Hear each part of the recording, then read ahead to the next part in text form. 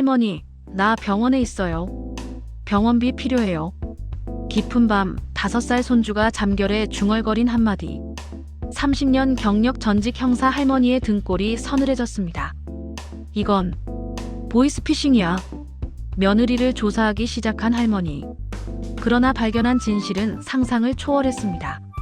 전 남편 살해, 현 남편 독살 시도, 그리고 완벽했던 며느리의 가면 뒤에 숨겨진 충격적인 정체가 지금 밝혀집니다. 버스 창가 좌석에 앉아 고민에 빠져있는 한영숙 할머니가 있었습니다. 할머니는 30년간 강력계 형사로 일했던 사람이었죠. 당시 사람들은 할머니를 독수리의 눈 한영숙이라고 불렀습니다. 범죄자들의 미세한 표정 변화, 어색한 말투, 부자연스러운 행동을 모두 읽어내는 탁월한 능력이 있었거든요. 지금은 은퇴한 지 몇 년이 지났지만 그 특별한 감각은 여전히 살아있었습니다.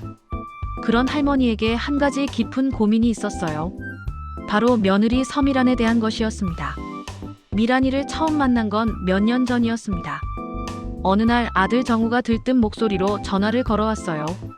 어머니, 저 정말 좋은 사람 만났어요. 정우는 회사에 보험 상담차 온 여자에게 첫눈에 반했다고 했습니다. 정우보다 연상이었고 이미 결혼 경험도 있었어요. 할머니는 그 소식을 듣고 걱정했습니다. 정우는 연애 경험도 거의 없었고 사람 보는 눈도 부족했거든요. 어느 날 할머니는 조용한 한정식당에서 미란이를 만났습니다. 정우가 결혼을 생각한다며 소개시켜준다던 자리였어요. 문을 열고 들어선 미란이를 본 순간 할머니는 깜짝 놀랐습니다. 정말 아름다웠어요. 키가 165cm 정도 되는 늘씬한 몸매에 어깨까지 내려오는 윤기 나는 검은 머리카락이 인상적이었죠. 화장은 진하지 않았지만 선명한 이목구비가 도드라져 보였습니다. 미란이는 할머니를 보자마자 정중하게 인사했어요. 어머니, 안녕하세요. 드디어 뵙게 되네요. 영광입니다. 목소리도 아름다웠습니다. 할머니는 미란이를 관찰하기 시작했어요.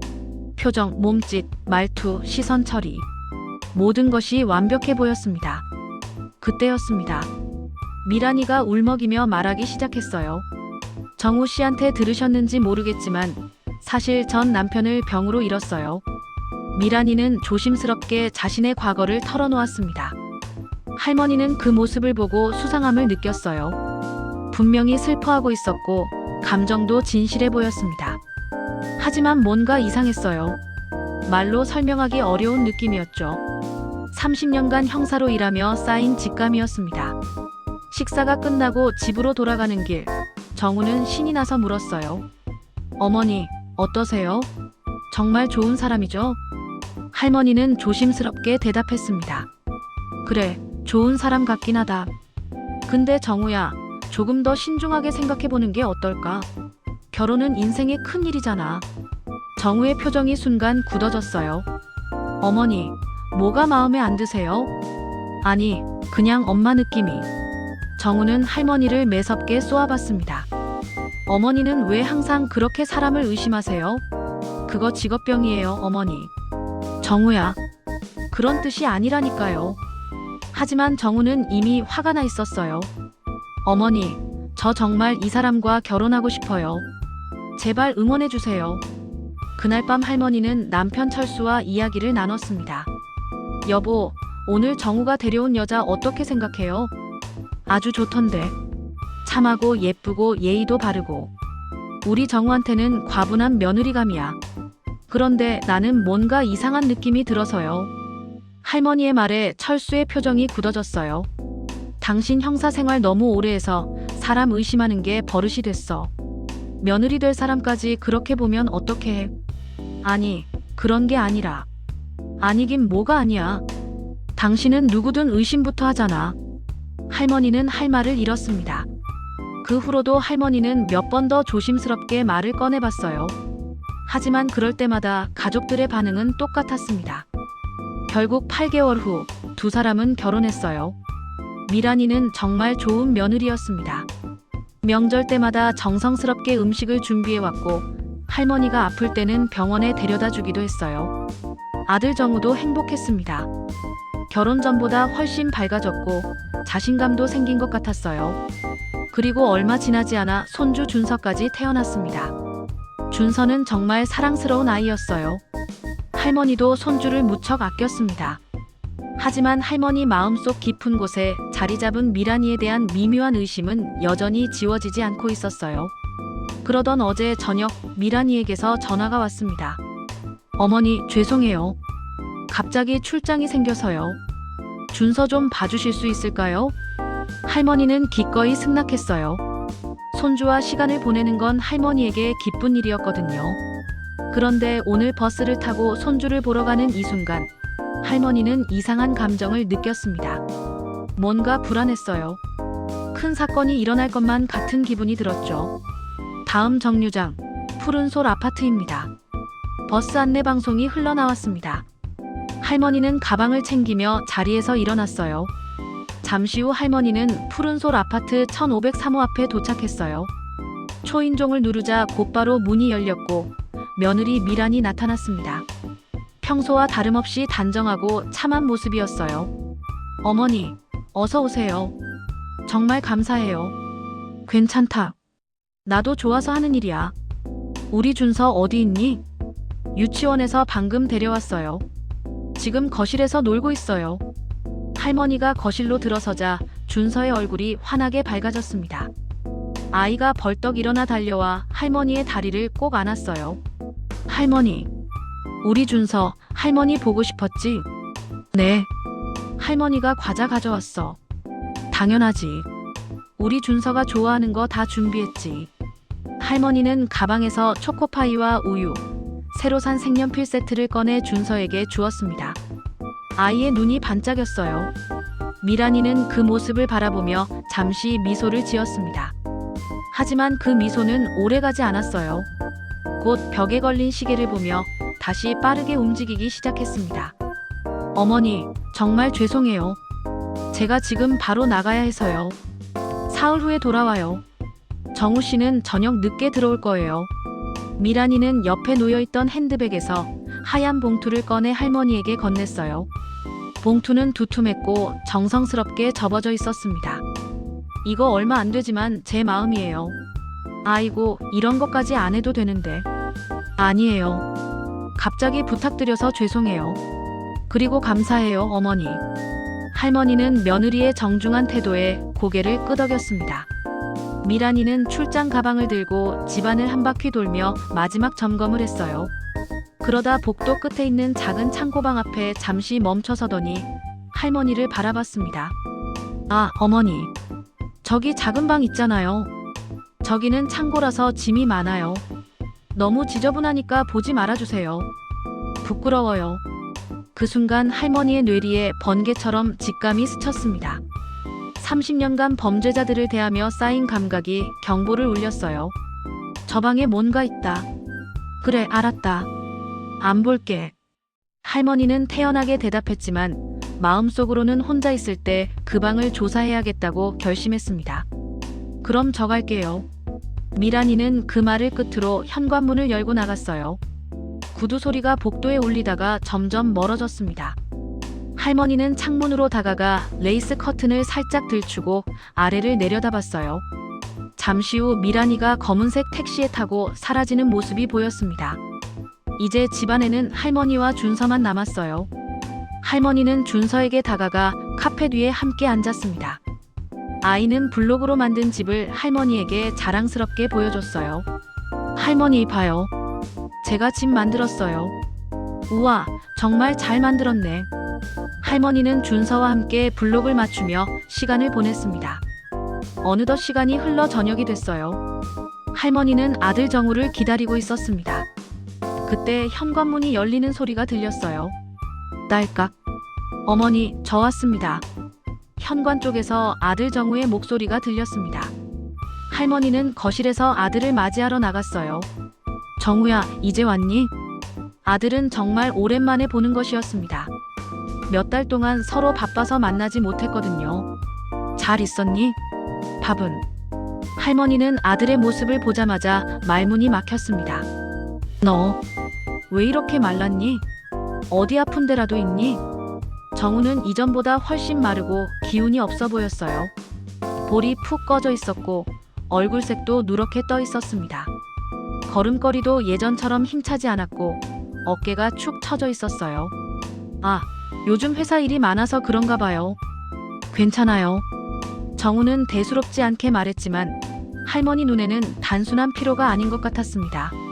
아빠. 준서가 정우를 보고 달려왔어요. 정우는 힘없이 웃으며 아들을 안아줬습니다. 하지만 그 모습조차 예전보다 힘이 없어 보였어요. 우리 준서, 할머니랑 재밌게 놀았지? 네. 할머니가 색연필 사주셨어요. 그래. 할머니한테 고맙다고 했어? 네, 했어요.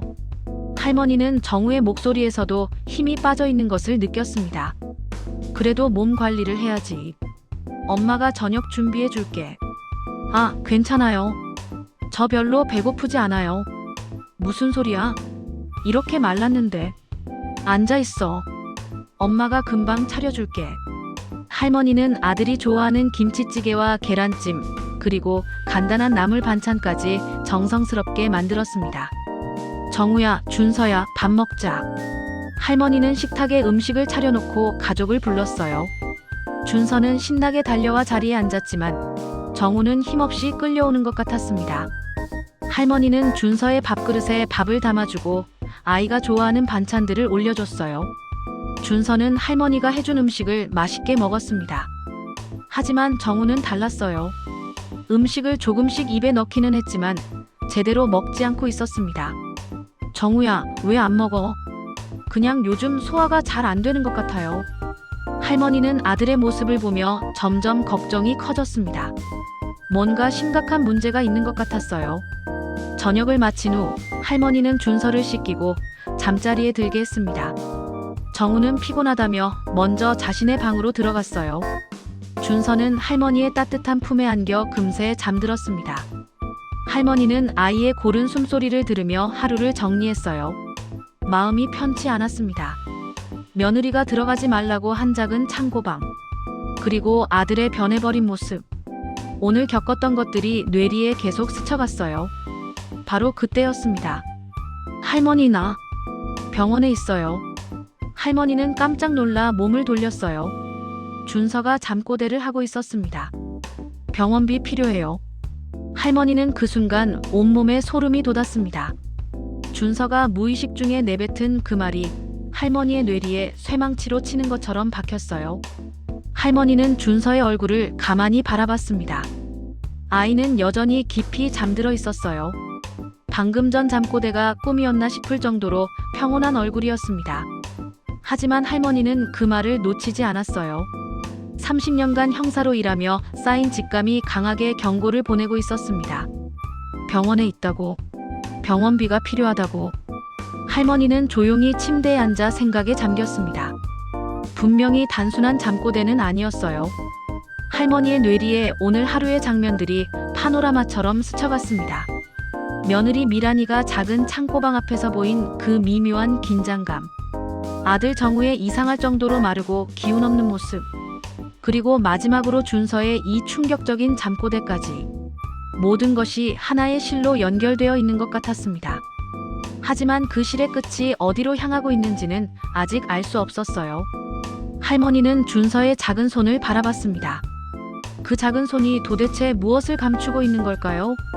다음 날 아침, 정우는 서둘러 출근했고 할머니는 준서를 깨워 아침 식사를 준비했습니다.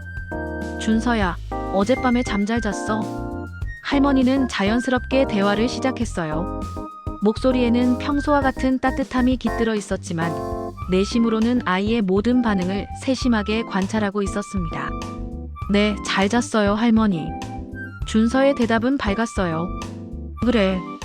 할머니는 옆에서 우리 준서가 뭔가 말하는 소리를 들었는데 할머니는 계란말이를 아이의 접시에 올려주면서 자연스럽게 말했습니다. 뭐라고 했어요? 준서가 물었어요. 나 병원에 있어요. 병원비 필요해요. 이런 말을 하던데. 할머니는 아이의 반응을 놓치지 않기 위해 시선을 준서에게 고정했습니다. 그 순간 아이의 몸에서 미세하지만 명확한 변화가 일어났어요. 준서의 젓가락 든 손이 거의 눈에 띄지 않을 정도로 떨렸습니다. 그리고 눈동자가 순간적으로 왼쪽 위로 움직였다가 다시 할머니를 바라봤어요. 30년간 수많은 용의자들을 신문했던 할머니에게 이런 신호들은 너무나 명확했습니다. 아이가 지금 거짓말을 준비하고 있다는 것을 알 수 있었죠. 그런 말 모르겠어요. 준서는 고개를 살짝 숙이며 대답했어요. 평소 할머니와 대화할 때와는 완전히 다른 목소리였습니다. 작고 떨리는 목소리였죠. 할머니의 마음은 복잡해졌습니다. 이 순수한 아이가 거짓말을 하고 있다는 것이 확실해졌지만 동시에 아이를 더 괴롭히고 싶지 않은 할머니의 마음도 있었어요. 하지만 이것은 단순한 문제가 아닐 수도 있었습니다. 준서야. 할머니는 더욱 부드럽고 따뜻한 목소리로 말했습니다. 그리고 아이의 작은 손을 살짝 잡아줬어요. 준서의 손은 차갑고 약간 축축했습니다. 할머니는 준서를 혼내려는 게 아니야. 그냥 궁금해서 물어보는 거야. 괜찮아. 할머니가 아무한테도 말 안 할게. 왜 그런 말을 했는지 할머니한테만 말해줄래? 하지만 준서의 반응은 할머니의 예상을 뛰어넘었습니다. 갑자기 아이의 눈에 눈물이 맺히기 시작했어요. 준서는 젓가락을 떨어뜨리고 울기 시작했습니다. 할머니는 당황했어요. 아이가 이렇게 격렬하게 반응할 줄은 몰랐습니다. 준서야, 왜 울어? 미안해. 할머니는 급히 아이를 달래려 했어요. 갑자기 준서가 자리에서 벌떡 일어났습니다. 눈물 범벅이 된 얼굴로 할머니를 한번 바라본 후 자기 방으로 뛰어갔어요. 준서야. 할머니가 부르며 뒤따라갔지만 아이는 이미 자기 방으로 들어가 문을 쾅 닫았습니다. 할머니는 문 앞에서 멈춰섰어요. 준서야, 문 열어. 할머니가 잘못했어. 할머니는 문을 조심스럽게 두드리며 말했습니다. 하지만 안에서는 계속 아이의 울음소리만 들렸어요. 준서야, 미안해. 할머니가 더 이상 그런 얘기 안 할게. 문 열어줘. 잠시 후 문이 조심스럽게 열렸습니다. 준서는 눈물로 범벅이 된 얼굴로 할머니를 바라봤어요. 준서야. 할머니는 아이를 꼭 안아줬습니다. 준서는 할머니 품에 안겨 한참 동안 더 울었어요. 할머니의 가슴도 먹먹했습니다. 이 아이가 도대체 어떤 일에 휘말려 있는 걸까요? 잠시 후 할머니는 준서의 손을 잡고 햇살 유치원으로 향했습니다. 아파트 단지를 나서 큰 길로 접어들자 아침 햇살이 두 사람을 비췄어요. 할머니는 걸어가면서도 계속 준서를 관찰했습니다. 준서야, 오늘 유치원에서 뭐 할 거야? 할머니가 자연스럽게 물었어요. 그림 그리기 해요.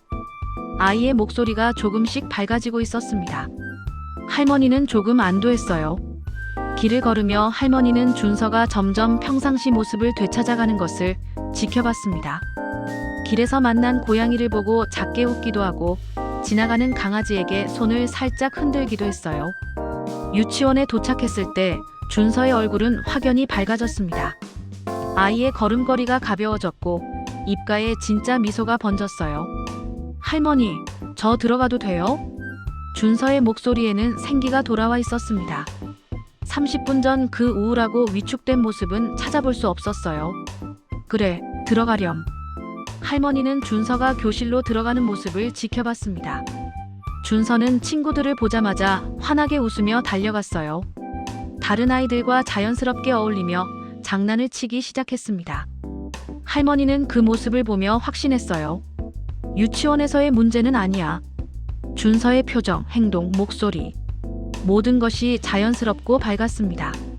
집으로 돌아가는 길, 할머니는 본격적으로 생각을 정리하기 시작했어요. 아이는 현재 집과 유치원밖에 다니지 않아.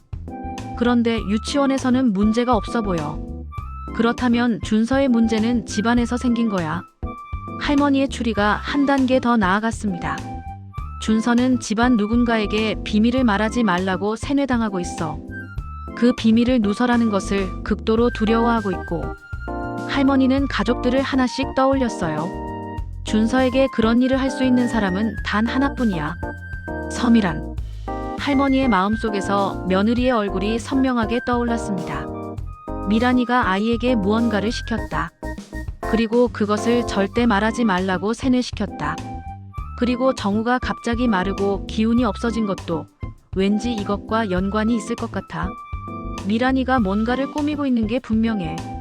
할머니의 직감이 강력하게 경고하고 있었습니다. 하지만 구체적으로 무엇을 하고 있는 것일까요? 그때 어제 미란이가 얘기했던 작은 창고방이 떠올랐습니다. 그래, 방에 뭔가 있을 거야.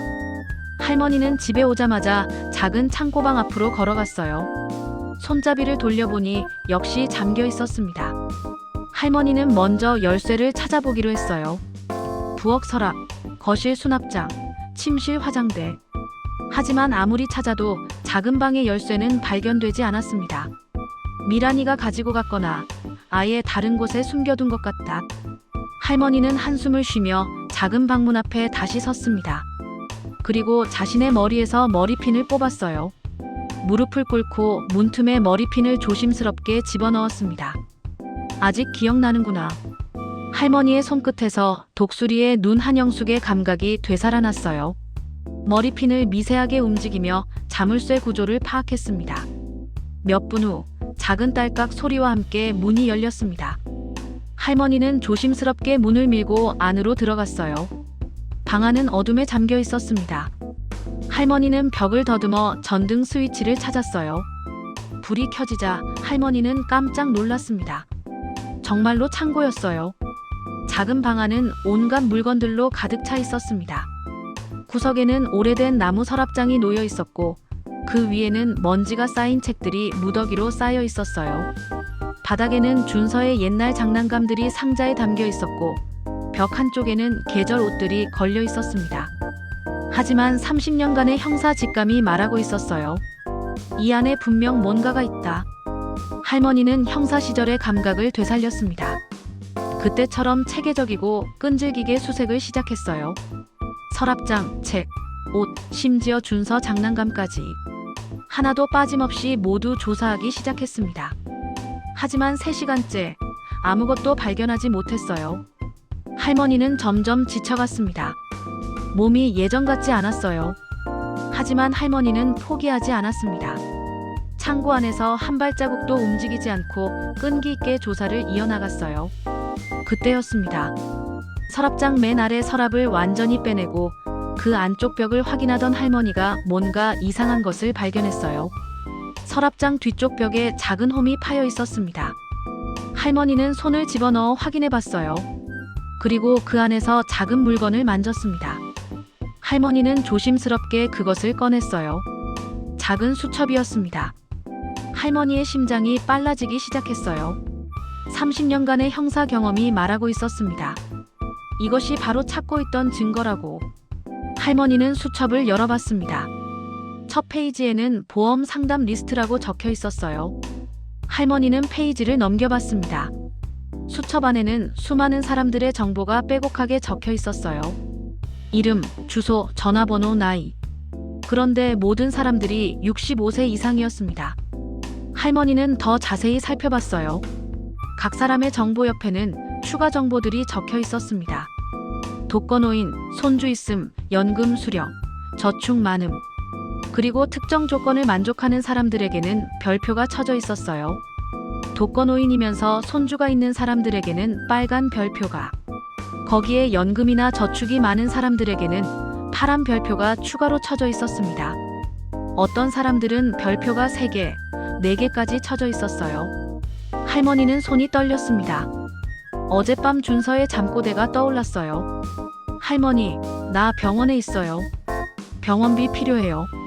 할머니의 뇌리에 번개가 치듯 깨달음이 스쳤습니다. 할머니는 수첩의 정보들을 다시 봤어요. 65세 이상의 독거노인들, 손주가 있는 사람들. 할머니는 온몸에 소름이 돋았습니다. 보이스피싱. 할머니는 그 단어를 마음속으로 중얼거렸어요. 30년간 형사로 일하며 수없이 들었던 그 범죄의 이름이 뇌리에 선명하게 떠올랐습니다. 미란이가 준서를 이용해서 보이스피싱을 하고 있다. 그제서야 아침에 준서가 보인 반응이 모두 이해되기 시작했어요.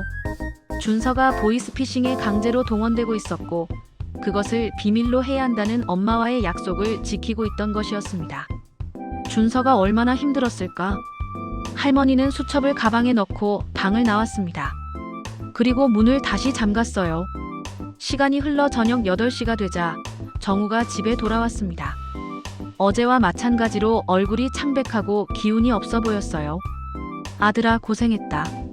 밥 먹자. 할머니는 정성스럽게 준비한 저녁상을 차렸습니다. 하지만 할머니는 음식 맛을 제대로 느낄 수 없었어요. 머릿속에는 온통 보이스피싱에 대한 생각뿐이었습니다. 저녁 식사가 끝나고 할머니는 준서를 씻겼어요. 준서를 재우고 잠든 모습을 한참 바라봤습니다. 아이는 천사처럼 평온하게 잠들어 있었어요. 할머니는 아이의 이불을 정성스럽게 덮어주고 조용히 방을 나왔습니다. 정우는 거실 소파에 앉아 텔레비전을 보고 있었어요. 할머니는 가방에서 보험 상담 리스트 수첩을 꺼냈습니다. 손이 떨렸지만 말해야 했어요. 할머니는 정우 앞으로 다가가 소파에 앉았습니다. 정우야. 네, 어머니. 정우가 텔레비전에서 시선을 돌려 할머니를 바라봤어요. 할머니는 수첩을 정우 앞에 놓으며 조심스럽게 말했습니다. 이게 뭔지 아니? 정우는 수첩을 보더니 당황한 표정을 지었어요. 이게 뭔데요? 미란이가 작은 창고방에 숨겨놓은 거야. 내가 오늘 발견했어. 할머니는 수첩을 펼쳐 보여줬습니다. 정우야, 내 생각에는 미란이가 보이스피싱을 하고 있는 것 같아. 그 순간이었습니다. 어머니, 무슨 소리예요? 정우의 목소리가 갑자기 높아졌어요. 얼굴이 순간적으로 붉어지며 감정이 폭발했습니다. 안 그래도 요즘 힘들어 죽겠는데 어머니까지 왜 이러세요? 정우야, 진정해. 진정하라고요? 제가 말씀드렸죠. 사람 좀 의심하지 말라고. 지금 은퇴한 지가 언젠데 아직도 사람을 의심하고 다니세요? 할머니는 아들의 격한 반응에 당황했습니다. 어머니, 처음부터 미란이를 탐탁지 않아 하셨던 거 알고 있어요.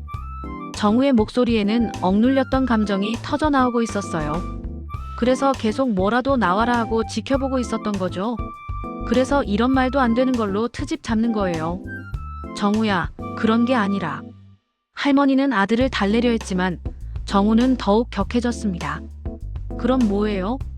이거 누가 봐도 그냥 보험 고객 명단인데 이거 가지고 보이스피싱이요? 어머니가 봐도 이상하죠? 말이 안 되잖아요. 정우는 수첩을 집어들고 흔들며 말했어요. 미란이가 보험 설계사인 거 아시잖아요.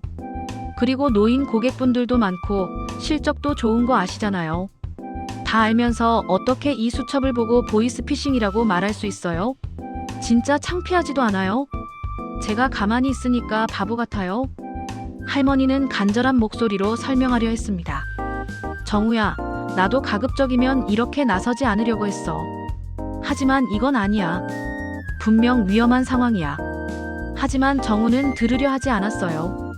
어머니, 그만해요. 더 이상 못 들어주겠어요.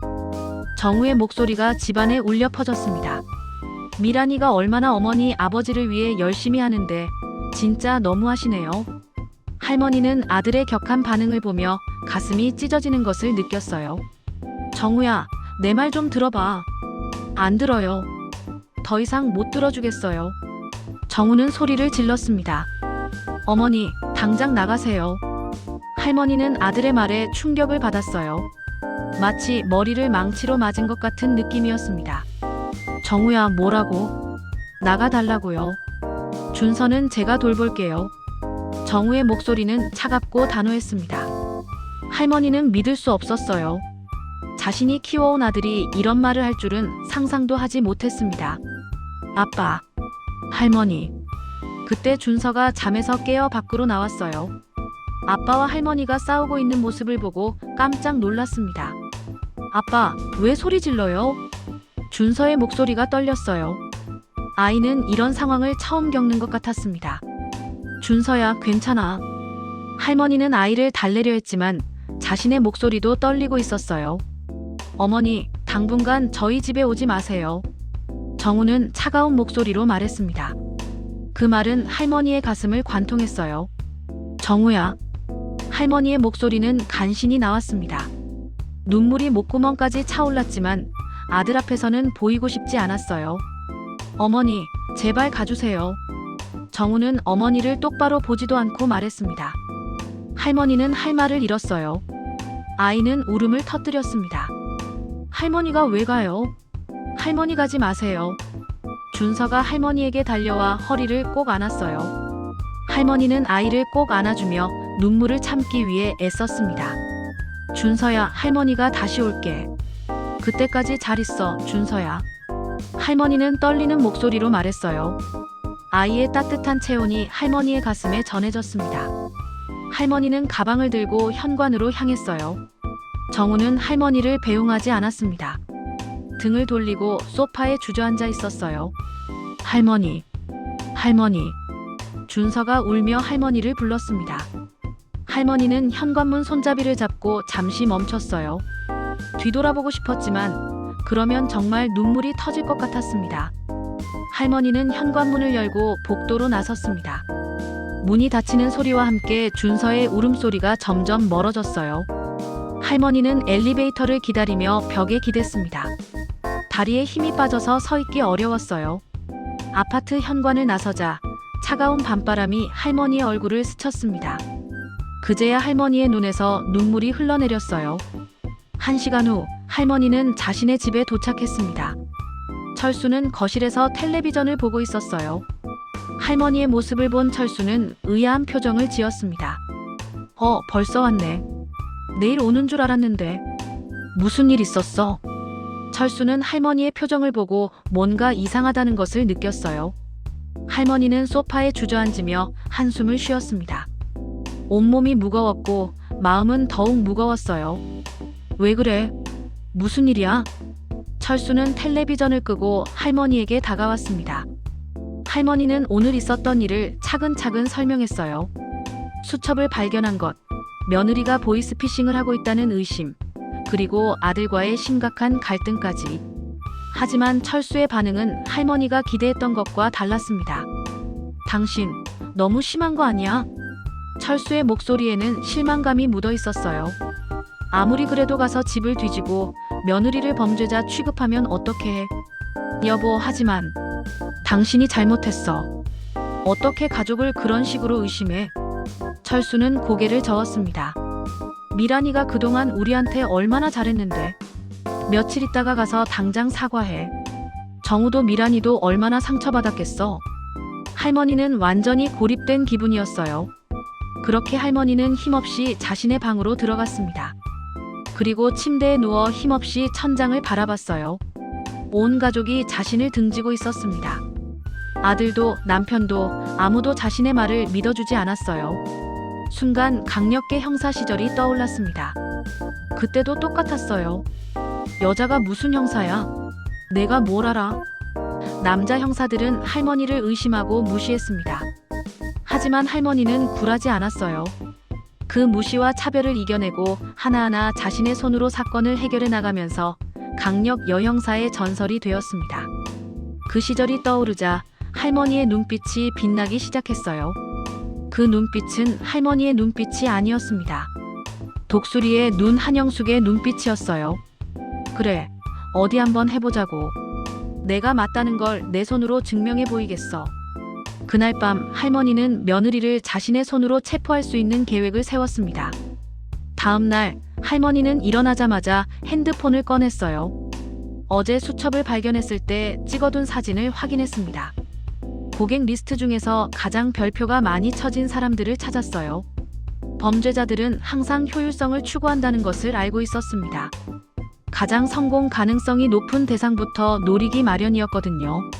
전화가 올 가능성이 가장 높은 두 사람을 찾았어요. 첫 번째는 강철민이라는 할아버지였습니다.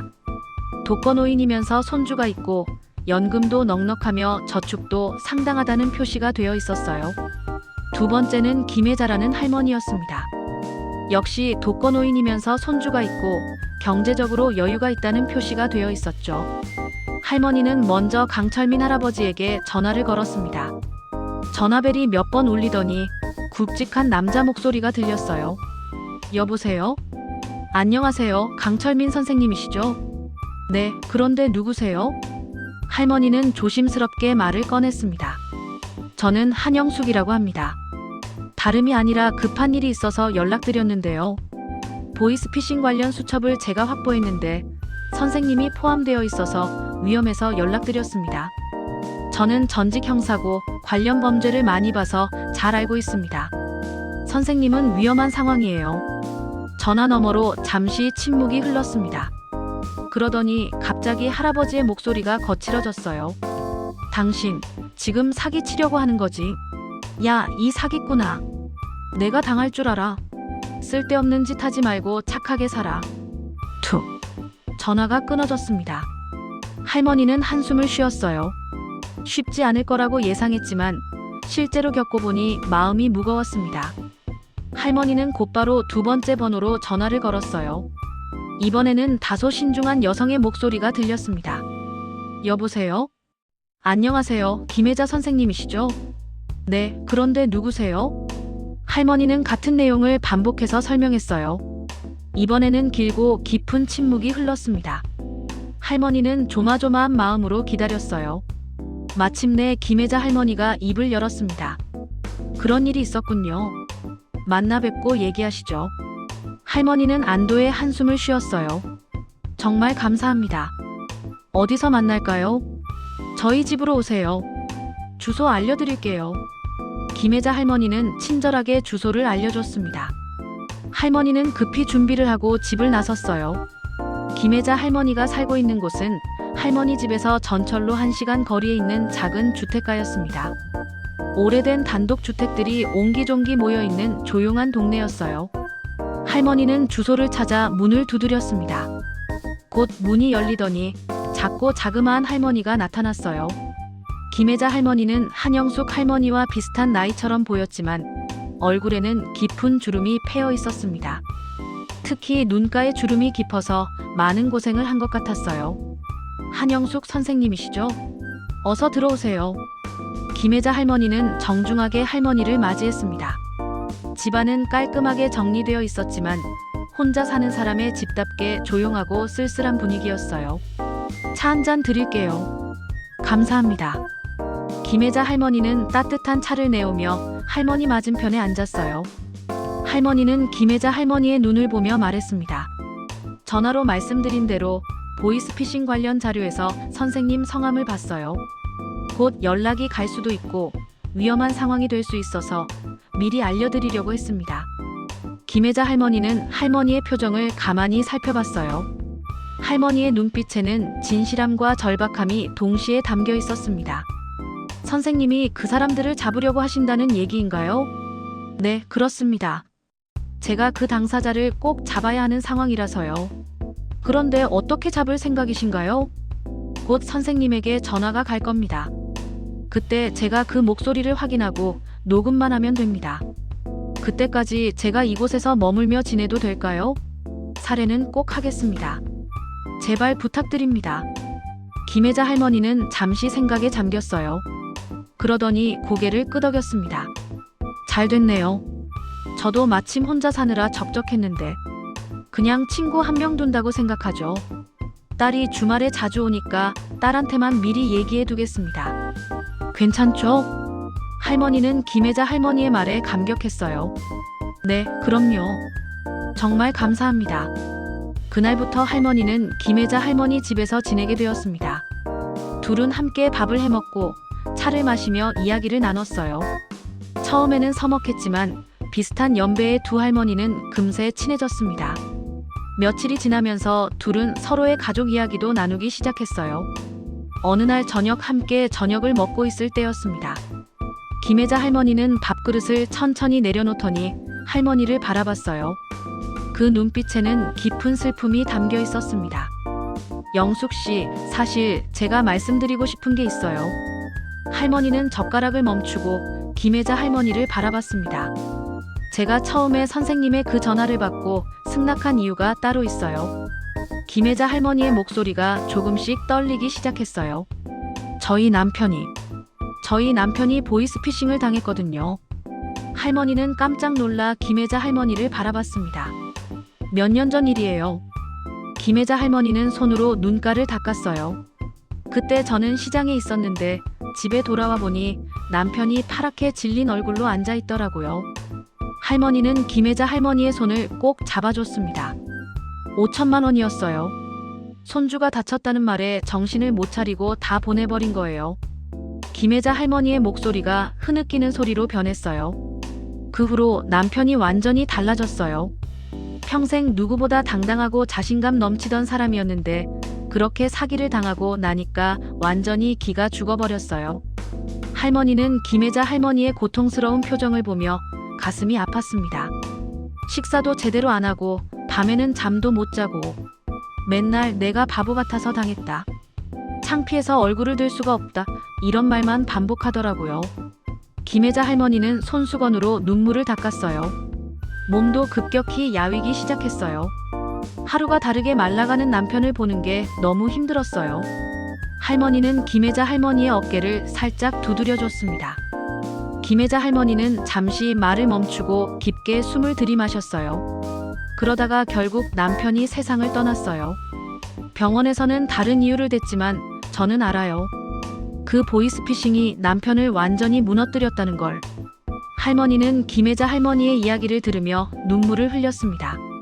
그래서 영숙 씨가 오신 그날 남편 생각이 나더라고요. 그 나쁜 놈들을 잡을 수 있다면, 제가 도움을 줄 수 있다면 얼마든지 돕고 싶었어요. 할머니는 김혜자 할머니의 두 손을 꼭 잡았습니다. 그리고 할머니도 조심스럽게 말을 꺼냈어요. 혜자 씨, 사실 저도 쉽게 말씀드려야 할 게 있어요. 김혜자 할머니는 할머니를 바라봤습니다. 그 보이스피싱을 하려고 하는 사람이 제 며느리예요. 김혜자 할머니는 깜짝 놀라 할머니를 바라봤어요. 며느리요? 할머니는 고개를 끄덕이고 지금까지의 일을 하나하나 이야기했습니다. 그런 일이 있었군요. 영숙 씨, 걱정 마세요. 제가 꼭 며느리를 잡도록 도와드릴게요. 정말 고맙습니다. 할머니는 자신의 편이 되어줄 사람을 찾았다는 안도감에 눈물을 글썽였어요. 다음 날 저녁 두 할머니는 함께 저녁을 먹고 있었습니다. 창밖으로는 해가 지고 있었고 부엌 형광등이 따뜻한 빛을 비추고 있었어요. 그때였습니다. 따르릉. 전화가 울렸어요. 김혜자 할머니는 젓가락을 멈추고 할머니를 바라봤습니다. 받아보세요. 할머니가 작은 목소리로 말했어요. 김혜자 할머니는 천천히 일어나 전화기로 향했습니다. 할머니는 긴장한 채로 김혜자 할머니의 뒷모습을 바라봤어요. 여보세요? 김혜자 할머니의 목소리가 조심스럽게 울렸습니다. 전화 너머로 어린아이의 목소리가 들렸어요. 할머니. 그 순간 할머니의 온몸에 전기가 통하는 것 같았습니다. 그 목소리를 알아볼 수 있었어요. 바로 준서의 목소리였습니다. 할머니, 나 병원에 있어요. 김혜자 할머니는 순간 얼어붙었어요. 며칠 전 손주의 잠꼬대와 똑같은 말이었습니다. 나 많이 다쳤어요. 병원비 필요해요. 할머니는 자리에서 일어나 김혜자 할머니 곁으로 갔어요. 가슴이 두근두근 뛰었습니다. 김혜자 할머니는 할머니를 바라보며 눈짓을 보냈습니다. 우리 손주. 뭐라고? 할머니가 잘 안 들렸는데 다시 한번 말해봐. 김혜자 할머니는 침착하게 연기를 했어요. 할머니는 그 틈을 타서 급히 자신의 핸드폰을 꺼냈습니다.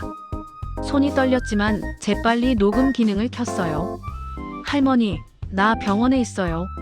많이 다쳤어요. 준서의 목소리가 다시 들렸습니다. 할머니는 가슴이 철렁 내려앉았어요. 병원비 필요해요. 할머니, 빨리 돈 보내주세요. 잠시 후 두 사람이 아무 말도 하지 않자 전화가 끊어졌습니다.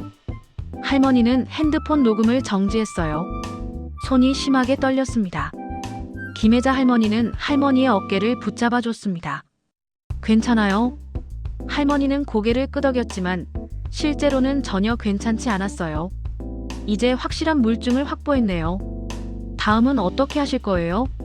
김혜자 할머니가 걱정스러운 표정으로 물었습니다. 며느리를 만날 거예요.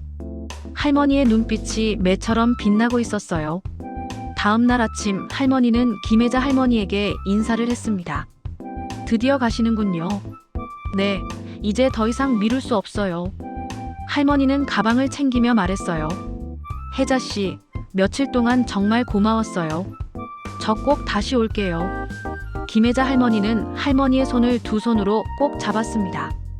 영숙 씨, 저도 정말 고마웠어요. 혼자 사느라 적적했는데 며칠 동안 참 행복하고 따뜻했어요. 김혜자 할머니의 눈가에 아쉬움이 어려 있었어요. 몸 조심하시고 꼭 조심하세요. 위험할 수도 있으니까요. 걱정 마세요. 제가 30년간 형사로 일했잖아요. 할머니는 김혜자 할머니를 꼭 안아줬습니다. 할머니는 김혜자 할머니 집을 나섰어요. 마침 햇살이 따뜻하게 비추고 있었지만 할머니의 마음은 결전을 앞둔 전사와 같았습니다. 집 앞에서 할머니는 핸드폰을 꺼냈어요. 며느리의 번호를 찾아 전화를 걸었습니다. 손가락이 미세하게 떨렸지만 할머니는 마음을 다잡았어요. 신호음이 3번 울리더니 익숙한 목소리가 들렸습니다. 여보세요? 미란아, 나야. 어머니. 네, 무슨 일이세요? 며느리의 차분한 목소리에는 약간의 당황스러움이 묻어 있었어요. 할머니는 그 미묘한 변화를 놓치지 않았습니다. 미란아, 내가 지난번에 미안했다. 괜히 의심하고 그랬나 봐. 할머니는 부드럽고 따뜻한 목소리로 말했어요. 네. 어머니, 무슨 소리세요? 며느리는 당황한 듯 보였습니다.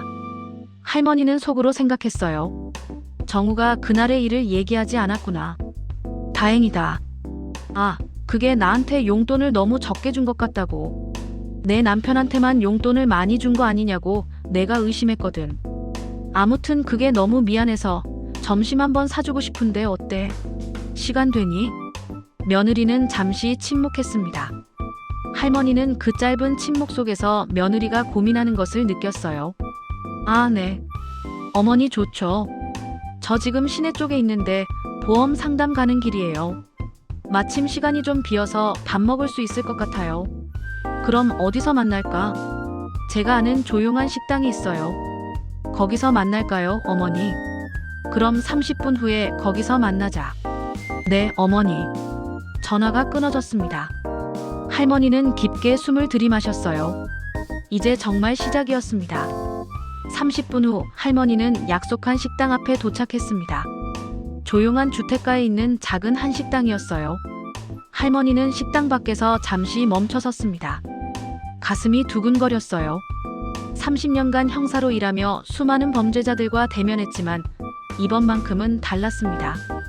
상대방은 자신의 며느리였고 사랑하는 손주가 연루된 일이었어요. 할머니는 깊게 숨을 들이마시며 마음을 다잡았습니다. 할머니는 식당 창문을 통해 안을 살펴봤어요. 며느리 미란이가 구석 테이블에 앉아 있었습니다. 평소와 같이 단정한 옷차림에 화장도 완벽했어요. 할머니는 멀리서 미란이를 바라보며 전화를 걸었습니다. 잠시 후 미란이의 핸드폰이 울렸어요. 미란이는 화면을 보는 순간 온몸이 굳었습니다. 얼굴에서 혈색이 빠져나가는 것이 할머니 눈에도 보였어요. 그 번호를 미란이는 너무나 잘 알고 있었습니다. 보이스피싱 대상자 1순위로 표시해둔 김혜자 할머니의 번호였어요. 이 번호가 왜 나한테? 미란이는 손이 떨린 채로 전화를 받았습니다. 여보세요? 미란이의 목소리가 미세하게 갈라졌어요. 미란아. 전화 너머로 들린 목소리에 미란이는 온몸이 얼어붙었습니다. 시어머니의 목소리였어요. 이 번호가 뭔지 아니? 할머니의 목소리는 차갑고 단호했습니다. 미란이는 말을 할 수 없었어요. 입술이 파르르 떨렸습니다. 어떻게 시어머니가 이 번호를 알고 있는 거지? 미란이의 머릿속이 하얘졌습니다. 미란이는 식당 안을 두리번거리며 할머니를 찾았어요. 그때 식당 입구로 할머니가 천천히 걸어 들어오는 것이 보였습니다. 핸드폰을 귀에 대고 미란이를 똑바로 응시하고 있었어요. 할머니의 눈빛에는 30년간 형사로 일하며 쌓인 날카로움이 담겨 있었습니다. 미란이는 혈색이 완전히 빠졌어요. 호흡이 가빠졌고 손에 쥔 핸드폰이 미세하게 떨렸습니다. 할머니는 미란이 맞은편 자리에 천천히 앉았습니다. 그리고 전화를 끊었어요. 두 사람 사이에 무거운 침묵이 흘렀습니다. 어머니, 그게... 미란이는 떨리는 목소리로 말했어요.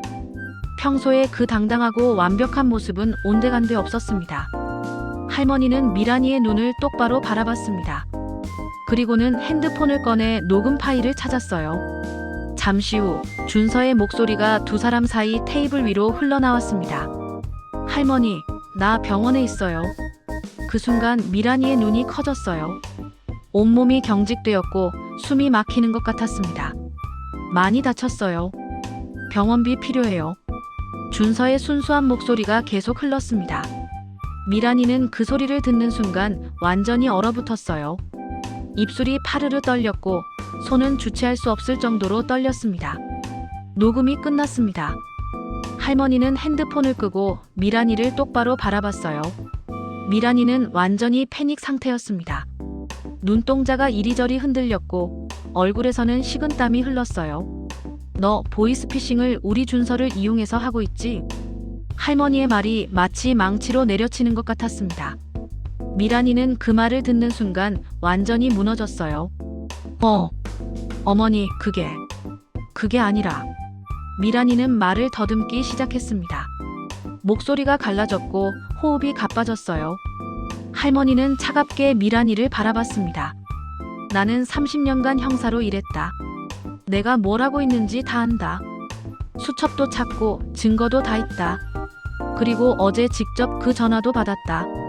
미란이는 할머니의 말을 듣는 순간 완전히 절망에 빠졌어요. 모든 것이 들통났다는 것을 깨달았습니다. 어머니, 저는. 미란이는 뭔가 말하려 했지만 목이 메어서 제대로 된 말이 나오지 않았어요. 눈가에 눈물이 맺혔고 온몸이 떨렸습니다. 할머니는 미란이의 모습을 바라봤습니다. 미란아, 지금부터 내 얘기 잘 들어. 나랑 같이 자수하러 가자. 내가 수많은 범죄자들을 만났을 때 가장 안타까운 게 뭔지 알아? 처음에 죄를 들켰을 때 자수하지 않는 거야. 그렇게 도망가고 또 다른 죄를 저지르고 하다 보면 인생이 더 망가진단다. 지금 이 상황에서 내가 할 수 있는 가장 좋은 선택은 지금 나랑 같이 경찰서 가는 거야. 알겠지, 미란아? 너의 시어머니로서 하는 마지막 부탁이다. 할머니의 목소리에는 분노와 슬픔 등 복잡한 감정이 담겨 있었어요. 하지만 미란이는 그 말을 듣는 순간 완전히 정신이 나가버렸습니다. 갑자기 자리에서 벌떡 일어났어요. 안 돼요. 안 돼요. 이럴 수 없어요. 완전히 이성을 잃은 상태였습니다. 미란아, 진정해. 하지만 미란이는 이미 할머니의 말을 듣고 있지 않았어요. 갑자기 가방을 집어들고 식당을 뛰쳐나가기 시작했습니다. 잠깐, 미란아. 할머니는 급히 일어나 미란이를 불렀습니다. 하지만 미란이는 이미 식당 밖으로 나가고 있었어요. 할머니는 급히 미란이를 쫓아나갔습니다. 미란아, 돌아와. 할머니는 소리쳤지만 미란이는 미친 듯이 뛰어가고 있었어요. 할머니는 몇 발자국 뛰어가다가 숨이 차서 멈춰섰습니다. 미란이는 이미 골목 끝으로 사라져버렸어요. 어디로 갔을까?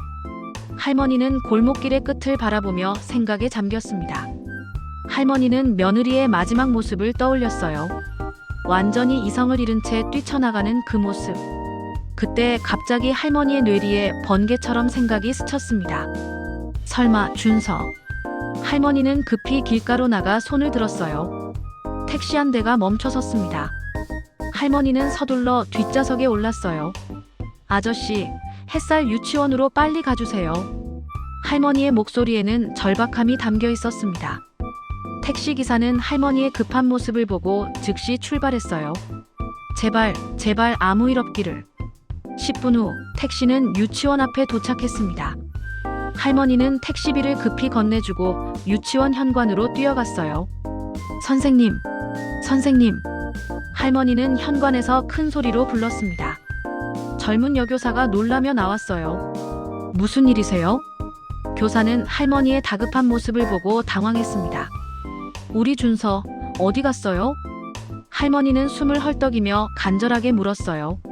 목소리가 떨리고 있었습니다. 아, 준서요? 방금 전에 어머니가 데려가셨어요.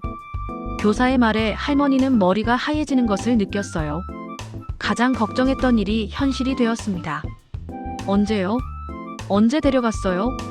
할머니의 목소리가 더욱 급해졌습니다. 한 10분 전쯤요. 급한 일이 있다고 하시면서 서둘러 가시더라고요. 그나저나 괜찮으세요?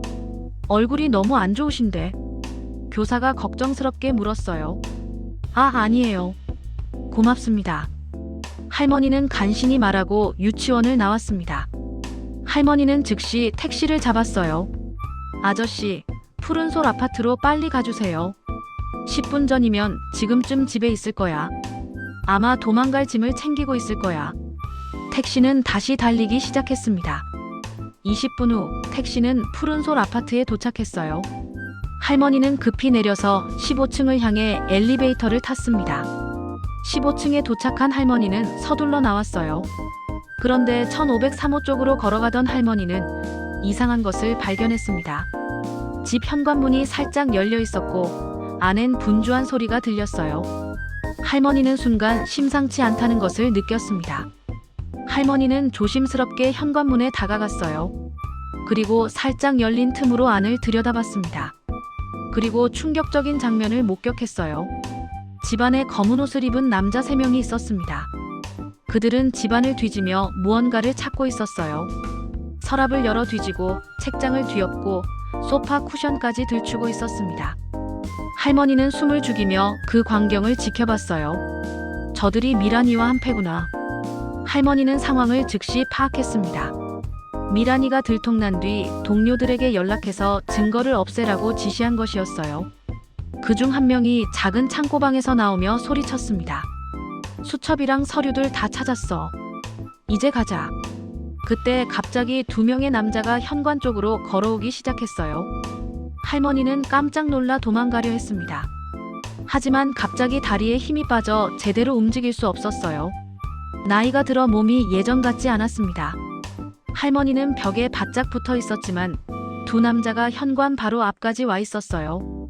할머니는 온몸이 얼어붙었습니다. 심장이 터질 것 같이 뛰었고 식은땀이 흘렀어요. 큰일 났다. 여기서 끝인가? 바로 그 순간이었습니다. 이거 명단 가져가야지. 안에서 큰 소리가 들렸어요. 2 남자는 그 소리를 듣고 다시 안으로 뛰어갔습니다. 명단? 할머니는 그 순간을 놓치지 않았어요.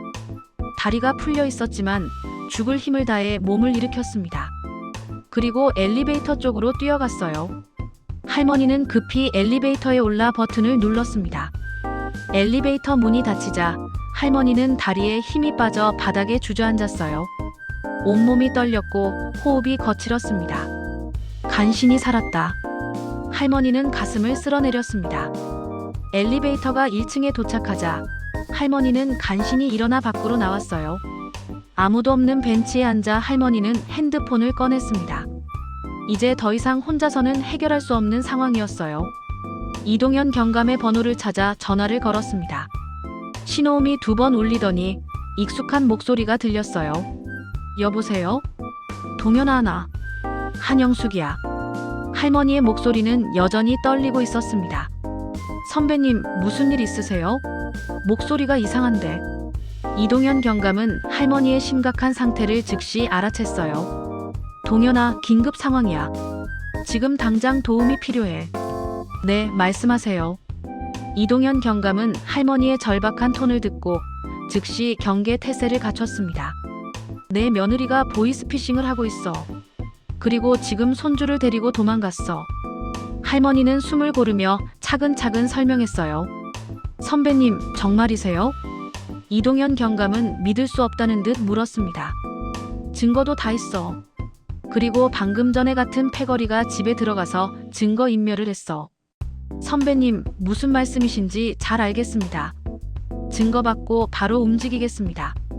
그래, 지금 증거들을 문자로 보내줄게. 빨리 출발해줘. 할머니는 전화를 끊고 지금까지 모은 모든 증거를 이동현 경감에게 보냈어요. 그로부터 1시간 후 할머니 핸드폰에 전화가 왔습니다. 할머니는 재빨리 전화를 받았어요. 선배님, 서미란을 찾았습니다. 이동현 경감의 목소리가 긴장되어 있었습니다. 할머니는 잠시 안도했지만 곧 이동현 경감의 다음 말에 얼굴이 굳어졌어요. 그런데 문제가 있습니다. 손주를 인질로 잡고 있어요. 할머니의 가슴이 철렁 내려앉았습니다. 가장 걱정했던 일이 현실이 되었어요. 공항 근처에서 해외로 도피하려다가 발각됐는데 갑자기 아이를 붙잡고 버티고 있습니다. 동현아, 잠깐만 기다려. 내가 갈게. 위치 알려줘. 인천공항 근처 주차장입니다. 할머니는 전화를 끊고 급히 길가로 나갔어요. 손을 들어 택시를 잡았습니다. 아저씨, 인천공항으로 빨리 가주세요. 정말 급해요. 할머니는 뒷좌석에 앉아 창밖을 바라봤습니다. 마음이 타들어가는 것 같았어요. 40분 후 택시는 인천공항 근처에 도착했습니다. 할머니는 서둘러 내려 이동현 경감이 있는 곳으로 향했어요. 멀리서 경찰차들이 보였고 이동현 경감이 할머니를 기다리고 있었습니다. 이동현 경감은 주차장 구석을 가리켰어요. 할머니는 그 방향을 바라봤습니다. 멀리서 미란이의 모습이 보였어요. 차 옆에 앉아 있었고 작은 아이를 품에 안고 있었습니다. 아이가 많이 무서워하고 있어요. 서미라는 완전히 패닉 상태입니다. 할머니는 망원경으로 상황을 자세히 살펴봤어요. 미란이의 얼굴은 창백했고 머리카락은 흐트러져 있었습니다. 준서는 미란이 품에서 작게 울고 있었어요. 내가 가서 직접 얘기해 볼게. 선배님, 괜찮으세요? 괜찮아. 내 며느리야. 내가 제일 잘 알아. 이동현 경감은 할머니를 믿었습니다. 오랫동안 쌓인 신뢰였어요. 알겠습니다. 할머니는 천천히 미란이가 있는 쪽으로 걸어갔습니다. 가까이 갈수록 상황이 더 선명하게 보였어요. 미란이는 검은색 승용차 뒤쪽에 등을 대고 앉아 있었습니다. 준서를 두 팔로 꽉 안고 있었고 눈은 빨갛게 부어 있었어요. 준서는 엄마 품에서 작은 몸을 떨며 울고 있었습니다. 아이의 작은 어깨가 흔들리고 있었고 훌쩍거리는 소리가 할머니의 가슴을 아프게 했어요. 할머니는 10m 정도 떨어진 거리에서 멈춰 섰습니다. 너무 가까이 다가가면 미란이를 더 자극할 수 있었어요. 미란아. 할머니는 부드럽게 미란이를 불렀습니다. 미란이는 할머니를 보자마자 몸을 더 움츠렸어요. 어머니, 오지 마세요. 미란이의 목소리는 떨리고 있었습니다. 할머니는 두 손을 들어 보이며 위협적이지 않다는 것을 표현했어요. 준서야. 할머니는 먼저 아이에게 말을 걸었습니다. 인질의 안전이 가장 중요했어요. 할머니 목소리 들려? 할머니가 왔어. 준서는 할머니의 목소리를 듣고 고개를 살짝 들었어요. 눈물 범벅이 된 작은 얼굴이 할머니를 바라봤습니다. 할머니. 아이의 작은 목소리가 떨렸습니다. 할머니는 무릎을 꿇고 아이와 눈높이를 맞췄어요. 괜찮아, 준서야. 무서워하지 마. 할머니가 여기 있어. 할머니의 따뜻한 목소리가 아이를 조금씩 진정시켰습니다. 준서의 울음소리가 줄어들었어요. 할머니는 이제 미란이에게 시선을 돌렸습니다. 미란아. 할머니의 목소리는 따뜻했어요. 미란이는 할머니를 바라봤습니다. 어머니, 저는 어떻게 해야 해요? 미란이의 목소리가 흔들렸어요. 할머니는 한 걸음 더 가까이 다가갔습니다. 너도 이렇게 되고 싶지 않았을 거야. 얼마나 힘들었으면. 할머니는 미란이의 고통을 이해한다는 표현을 했어요. 미란이는 눈물을 흘렸습니다. 어머니, 저 정말 죄송해요. 정말 죄송해요. 미란아, 내가 너에 대해 다 아는 것은 아니지만 한 가지는 정확히 알아. 할머니는 미란이의 눈을 똑바로 바라봤습니다. 너 우리 준서 정말 사랑하지? 미란이는 할머니의 말에 더욱 격하게 울었어요. 처음엔 아이를 이용하기 위해 낳았지만 정말로 준서를 사랑했습니다. 세상에서 가장 소중한 존재였어요. 이 아이가 제 전부예요. 그럼 이 아이를 위해서라도 이제 그만하자. 할머니는 미란이의 모성애에 호소했어요. 준서한테 이런 기억 남겨주고 싶어. 엄마가 이런 모습으로 잡혀가는 걸 보게 하고 싶어. 미란이는 준서를 바라봤습니다. 아이는 여전히 무서워하며 떨고 있었어요. 이 아이는 죄가 없어. 내가 지켜야 할 존재야. 할머니의 말이 미란이의 가슴을 찔렀습니다. 미란이는 준서를 더욱 꼭 안았어요. 미란아, 내가 약속할게. 할머니는 진심 어린 목소리로 말했습니다. 아이만 보내줘. 그러면 내가 내 편에서도 도와줄게. 미란이는 할머니를 바라봤어요. 자수하면 형량도 줄어들어. 내가 30년간 형사로 일했잖아. 할머니는 현실적인 대안을 제시했습니다. 그리고 준서는 내가 잘 키울게. 미란이는 할머니의 말을 듣고 한참을 망설였어요. 그러더니 준서를 바라보며 눈물을 흘렸습니다. 준서야, 엄마가 미안해. 미란이는 떨리는 목소리로 아이에게 말했어요. 할머니한테 가. 할머니가 준서 지켜줄 거야. 준서는 엄마를 바라보며 울었습니다. 엄마, 엄마도 같이 가요. 엄마는 못 가. 준서만 먼저 가. 미란이는 준서를 천천히 할머니 쪽으로 밀어냈어요. 아이는 울면서도 할머니에게 걸어갔습니다. 할머니는 준서를 받아 안았어요. 아이의 따뜻한 체온이 할머니의 가슴에 전해졌습니다. 할머니는 아이를 꼭 안고 미란이를 바라봤어요. 미란아, 고마워. 미란이는 고개를 숙이고 두 손을 들었습니다. 이동현 경감과 경찰들이 조심스럽게 다가왔어요. 서미란, 당신을 체포합니다. 이동현 경감의 목소리가 울렸습니다. 미란이는 저항하지 않았어요. 수갑이 채워지는 순간 미란이는 마지막으로 준서를 바라봤습니다. 준서야, 엄마가 사랑해. 정말 사랑해. 준서는 할머니 품에서 엄마를 바라보며 울었어요. 할머니는 아이를 달래며 그 모습을 지켜봤습니다. 가슴이 찢어지는 것 같았어요. 미란이는 경찰차에 태워졌습니다. 창문 너머로 마지막까지 준서를 바라보는 모습이 보였어요. 그 후 본격적인 수사가 시작되었습니다. 미란이의 범죄 조직과 관련된 모든 것들이 하나씩 밝혀졌어요. 범죄 조직의 규모는 생각보다 컸었고 미란이의 위치도 그 조직 내에서 상상 이상으로 높았습니다. 그리고 또 하나 충격적인 사실이 밝혀졌어요. 어느 날 할머니에게 이동현 경감의 전화가 왔습니다. 선배님, 놀라지 마시고 들으세요. 무슨 일인데? 서미란 전 남편은 병으로 죽은 게 아니라 서미란이 농약으로 살해한 것이었습니다. 할머니는 온몸이 얼어붙었어요. 뭐라고? 이동현 경감은 한참 망설이다 말을 꺼냈습니다. 그리고 정우 씨에게도 농약을 조금씩 먹이고 있었습니다. 할머니는 그 자리에 주저앉아 하염없이 눈물을 흘렸어요. 정우 씨의 혈액에서 농약 성분이 검출됐습니다. 다행히 아직 생명에는 지장이 없지만 계속 먹였다면 위험했을 뻔했어요. 몇 달 후 재판이 열렸습니다.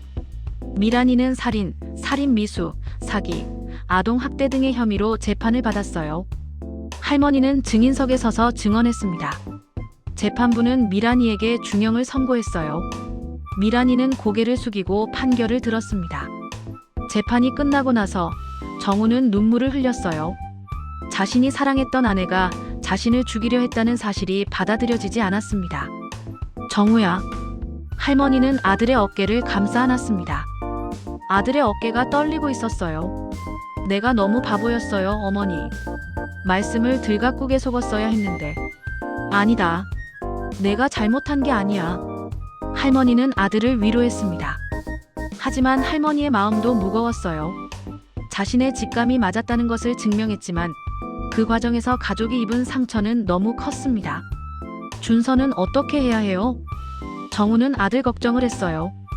당분간 내가 돌볼게. 그 후 할머니와 철수는 아들의 집에서 살게 되었습니다. 정우는 점점 회복되어 갔고 준서는 할머니의 보살핌 속에서 조금씩 안정을 되찾아갔어요. 어느 날 저녁 할머니는 준서와 함께 저녁을 먹고 있었습니다. 할머니, 이거 맛있어요. 그래, 많이 먹어라. 할머니는 아이의 밥그릇에 김치찌개를 더 올려줬어요. 그때 준서가 갑자기 젓가락을 멈추고 할머니를 바라봤습니다. 할머니, 근데 엄마는 언제 와요? 할머니는 그 질문에 가슴이 찔렸습니다. 할머니는 잠시 망설였어요. 어떻게 대답해야 할지 어려웠습니다. 준서야, 엄마가 나쁜 일을 해서 벌을 받고 있어. 할머니는 아이가 이해할 수 있는 수준에서 설명했어요. 준서는 잠시 생각했습니다. 그러더니 다시 할머니를 바라봤어요. 그럼 언제 와요? 오래 걸릴 것 같아. 할머니의 목소리가 떨렸습니다. 준서는 한참을 생각하더니 어른스럽게 말했어요. 그럼 할머니가 계속 같이 있어 주실 거죠? 할머니는 준서의 말에 눈물이 날 뻔했습니다. 이 어린아이가 이렇게 현실을 받아들이고 있다는 것이 안타까웠어요. 그래, 할머니가 계속 여기 있을게. 준서는 고개를 끄덕이고 다시 밥을 먹기 시작했습니다. 할머니는 그 모습을 지켜보며 복잡한 감정에 휩싸였어요.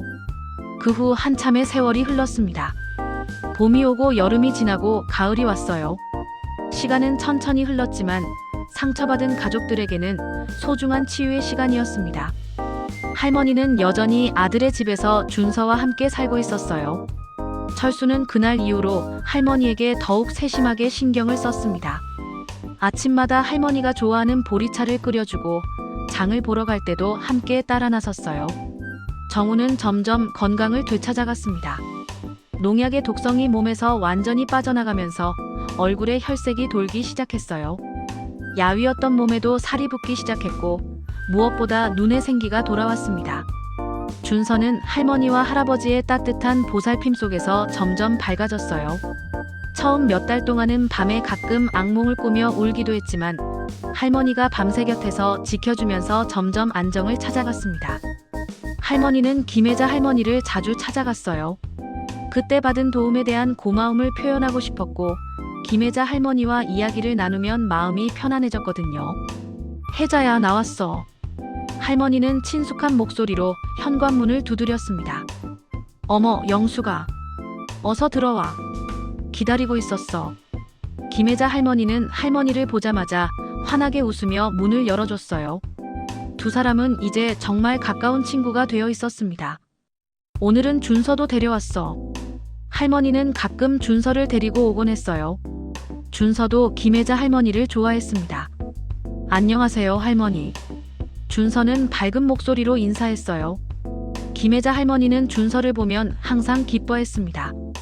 어머, 우리 준서가 또 컸네. 어서 들어와. 할머니가 맛있는 거 준비해뒀어. 김혜자 할머니는 준서의 손을 잡고 집 안으로 들어갔어요. 두 할머니는 거실에 앉아 따뜻한 차를 마시며 이야기를 나눴습니다. 준서는 김혜자 할머니가 준비해둔 장난감을 가지고 신나게 놀았어요. 준서가 정말 많이 밝아졌네. 처음에 걱정했는데 다행이야. 김혜자 할머니는 준서를 바라보며 흐뭇해했습니다. 응, 이제 완전히 다른 아이가 됐어. 학교에서도 친구들과 잘 어울린다고 하더라. 할머니는 준서의 변화를 뿌듯해했어요. 그럼 정우는 어떻게 지내? 많이 좋아졌어. 건강도 다 회복됐고 마음도 많이 안정됐어. 그래, 정말 다행이다. 김혜자 할머니는 자기 일처럼 안심했습니다. 혜자야, 정말 고마워. 내가 그때 도와주지 않았으면 어떻게 됐을지 몰라. 무슨 소리야? 나도 영숙이 덕분에 이렇게 좋은 친구가 생겼잖아. 두 할머니는 진심으로 서로를 아끼고 있었어요. 그때 현관문이 열리는 소리가 들렸습니다. 어머니, 집에 오셨어요? 젊은 여성의 목소리였습니다. 김혜자 할머니의 딸 은지였어요. 은지야. 일찍 왔네. 은지는 근처에 살고 있어서 주말에 자주 놀러 오곤 했습니다. 어머니가 자주 이야기해 주시는 영숙 선생님이시죠? 은지는 할머니를 보며 정중하게 인사했어요.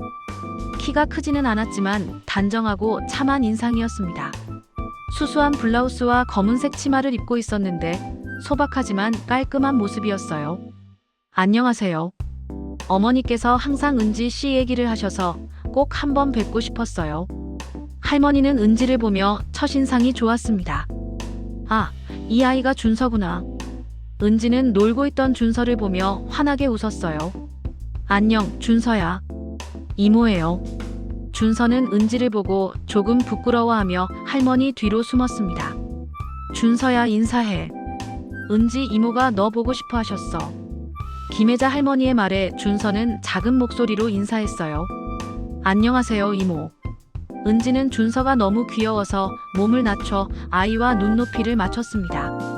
준서야, 이모가 사탕 가져왔어. 먹을래? 은지는 가방에서 사탕을 꺼내 준서에게 건넸어요.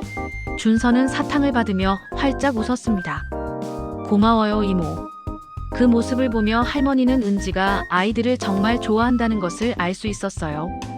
그리고 준서도 은지를 금세 좋아하게 되었습니다. 그날 이후로 은지와 준서는 더욱 가까워졌어요. 은지는 준서를 마치 조카처럼 아꼈고 준서도 은지를 따랐습니다. 그러던 어느 날 할머니가 정우에게 말했습니다. 정우야, 내가 자주 얘기한 혜자 할머니 있지? 너도 한번 인사하러 가지 않을래? 너를 보고 싶으시다네. 그래요? 좋죠. 안 그래도 감사 인사 가려고 했는데 같이 가요, 어머니. 할머니는 정우의 말에 기뻐했어요. 다음 주말 정우는 할머니와 준서와 함께 김혜자 할머니 집을 방문했습니다. 혜자야, 우리 아들 데려왔어. 할머니는 정우를 소개했습니다. 어머, 이분이 정우 씨시구나. 정말 인상이 좋으시네. 김혜자 할머니는 정우를 보자 반가워했어요. 안녕하세요. 감사 인사드리러 왔습니다. 덕분에 제가 이렇게 살아있어요. 정우는 김혜자 할머니 앞에서 깊게 인사했습니다. 감사는 무슨? 영숙이가 저한테 도움을 더 많이 줬는데. 김혜자 할머니는 정우를 자세히 보며 흐뭇해했어요. 정말 착하고 성실해 보였습니다. 정말 좋은 아들을 두셨어요. 영숙이가 자랑할 만해요. 그때 마침 은지가 집에 왔습니다. 어머니, 저 왔어요. 손님이 많이 오셨네요. 은지는 거실에 사람이 많은 것을 보고 잠시 놀랐어요. 은지야, 어서 와. 영숙이 아들이야. 김혜자 할머니는 은지를 불렀습니다. 은지는 정우를 보며 정중하게 인사했어요. 안녕하세요. 안녕하세요. 한정우라고 합니다. 두 사람은 서로를 바라보며 잠시 침묵했습니다. 그런데 이상하게도 어색하지 않았어요. 오히려 편안하고 자연스러운 느낌이었습니다. 할머니와 김혜자 할머니는 그 모습을 보며 서로 의미 있는 눈짓을 주고받았어요. 사실 두 할머니가 이 자리를 만든 것입니다. 그날 이후로 정우도 자주 김혜자 할머니 집을 방문했어요. 처음에는 인사차 같지만 점점 은지를 보고 싶어서 가게 되었습니다. 은지도 정우를 좋아했어요. 정우의 성실하고 순수한 모습에 마음이 끌렸습니다. 두 할머니는 그런 두 사람의 모습을 지켜보며 흐뭇해했어요. 세월이 흘러 어느 날 정우는 할머니에게 말했습니다. 어머니, 저 은지 씨와 결혼하고 싶어요. 할머니는 정우의 말에 기뻐했습니다. 정말 좋지. 은지는 정말 좋은 사람이야. 준서도 은지 씨를 정말 좋아해요. 엄마가 되면 좋겠다고 해요. 그래, 우리 준서가. 할머니는 준서를 불렀어요. 준서야, 이리 와. 준서는 할머니에게 달려왔습니다. 은지 이모가 내 엄마가 되면 어떨까? 준서는 환하게 웃었어요. 좋아요. 세월이 흘러 정우와 은지의 결혼식 날이 왔습니다. 화창한 봄날이었어요. 벚꽃이 만개한 아름다운 날이었습니다. 결혼식장은 따뜻한 분위기로 가득했어요. 두 가족의 친지들이 모여 새로운 출발을 축하해 주었습니다. 드디어 결혼식이 시작되었습니다. 신랑이 먼저 입장했어요. 정우는 떨리는 마음으로 단상 앞에 섰습니다. 그리고 양가 어머니 입장 시간이 왔어요. 두 사람은 입장 전 서로의 손을 꼭 잡고 이야기를 나눴습니다. 혜자야, 우리가 여기까지 올 줄 어떻게 알았겠어? 사람 인연이란 게 참. 그러게 말이야. 그때 영숙이가 전화를 하지 않았다면 어떻게 됐을까? 전화해줘서 고마워. 우리 아들을 받아줘서 참 고마워, 혜자야. 무슨 그런 소리야. 정우는 너무 멋진 사위야. 나야말로 고맙지. 우리 딸을 받아줘서. 그리고 있잖아. 나는 너무 멋진 사돈을 만나서 너무 행복해. 두 할머니는 서로를 바라보며 미소를 지었어요. 그들의 눈에는 행복한 눈물이 맺혀 있었습니다.